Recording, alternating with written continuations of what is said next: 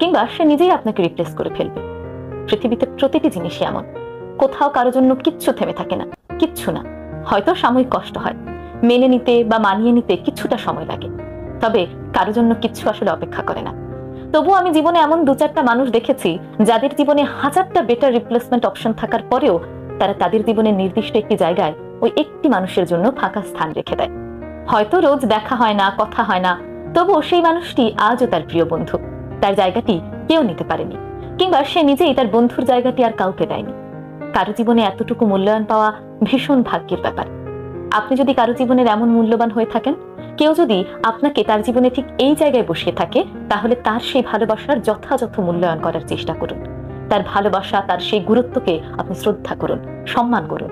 তার সেই ভরসা এবং বিশ্বাস বজায় রাখার চেষ্টা করুন, কারণ আপনি সেই ভাগ্যবান মানুষ যে কারো জীবনের সবচেয়ে ভালো বন্ধু হতে পেরেছেন, কিংবা কারো জীবনের